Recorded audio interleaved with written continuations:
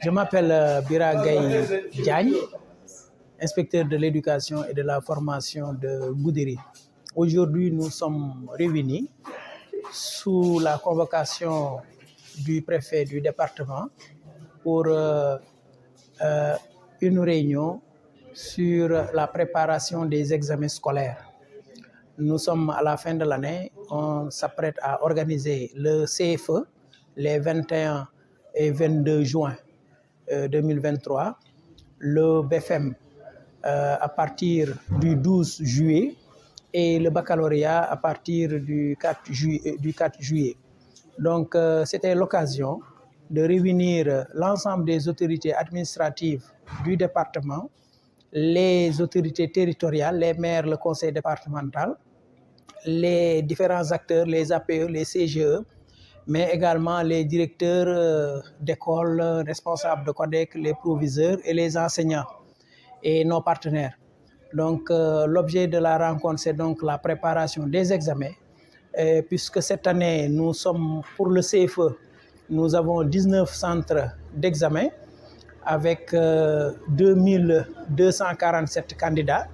Et ces centres-là sont répartis dans le département, dans les différentes communes du département, et que nous nous approchons vers l'hivernage. Donc, ce qui veut dire qu'il y a des difficultés qui pointent à l'horizon pour peut-être que nous devons surmonter pour faire une bonne organisation des examens scolaires.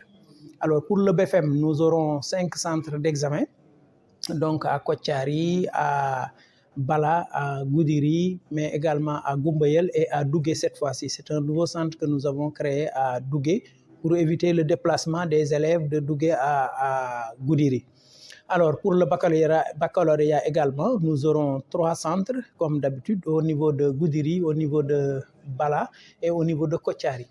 Donc, on s'était réunis aujourd'hui pour définir maintenant les modalités d'organiser ces examens-là, mais également exposer sur la table les différentes difficultés que nous aurons par rapport à la logistique, c'est-à-dire comment transporter les enseignants, les présidents de jury dans leur centre d'examen. Je viens de dire tout à l'heure que nous avons 19 centres d'examen dans les profondeurs du département. Donc, il va falloir trouver au minimum 9 véhicules plus du carburant maintenant pour transporter ces commissions-là au niveau des différentes localités, des différents centres. Donc ça, c'est déjà des difficultés, d'autant plus que nous savons que le département est très dépourvu en matière de logistique. Le parc automobile du département est très limité, mais nous comptons quand même sur les autorités administratives qui feront appel même à la région pour nous appuyer en logistique pour pouvoir transporter les commissions, sécuriser les enveloppes et les épreuves afin d'avoir un bon déroulement des examens. Enfants, candidats qui n'ont pas déposé de pièces d'état civil. Mais cela n'empêche, ils vont quand même faire les examens. Ils peuvent faire les examens, mais ils vont régulariser après. Parce que nous avons reçu des instructions du niveau central que les élèves-là peuvent composer et qu'après, ils vont régulariser. Et je peux dire que pour ces cas-là, c'est des élèves qui se sont déjà inscrits pour avoir la pièce d'état civil, mais que la pièce tarde à sortir soit du tribunal ou bien des collectivités territoriales. Ces résultats, on a exposé effectivement les résultats, on a présenté les résultats des différents examens durant les 3 dernières années. On a vu que 2020, 2021, 2022, les résultats évoluent en dents de scie.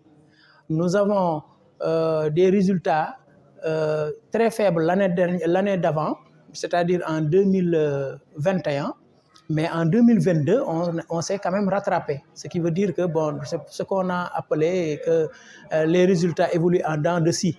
Mais nous espérons, avec la progression que nous avons, nous espérons que cette année, on peut avoir plus que ce que nous avons encore l'année dernière. C'est la raison pour laquelle nous nous sommes fixés des objectifs pour cette année. Pour le CFE, on a fait des projections de 70%. On veut avoir vraiment 70% au CFE, 72% à l'entrée en 6e, 65 au niveau du 70 au niveau du BFM et 75 au niveau du baccalauréat. C'est des objectifs et on espère les atteindre parce que malgré, du moins, on espère les atteindre parce que compte tenu des efforts que les uns et les autres ont consentis pour durant cette année scolaire, donc on espère bien qu'on peut atteindre ces objectifs-là. Parce que l'essentiel du travail se fait au niveau de la classe.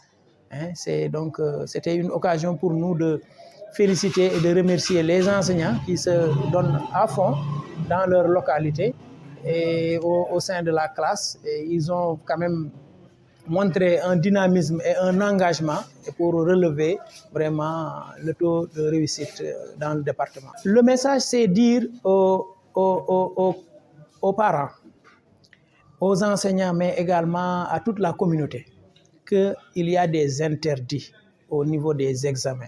C'est surtout parce que vous savez que nous avons eu des cas de tricherie. Depuis 3 ans, chaque année, on a des cas de tricherie, de fraude au niveau des examens.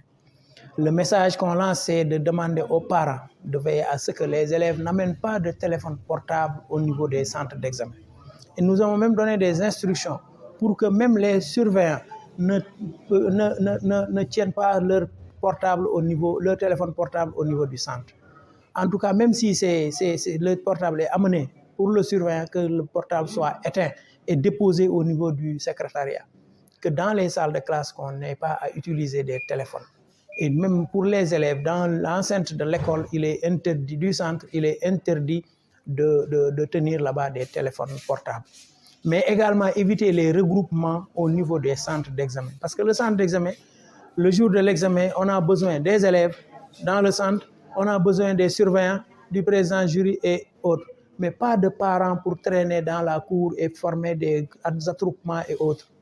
Donc, on a demandé vraiment, on a lancé un appel à toute la communauté. D'ailleurs, on a demandé aux autorités administratives de veiller à la sécurité.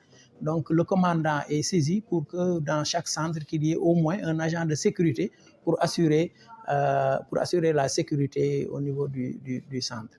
Et dire aux élèves de faire des efforts parce qu'ils ont travaillé toute une année. Donc, de redoubler d'efforts afin qu'on puisse améliorer nos résultats.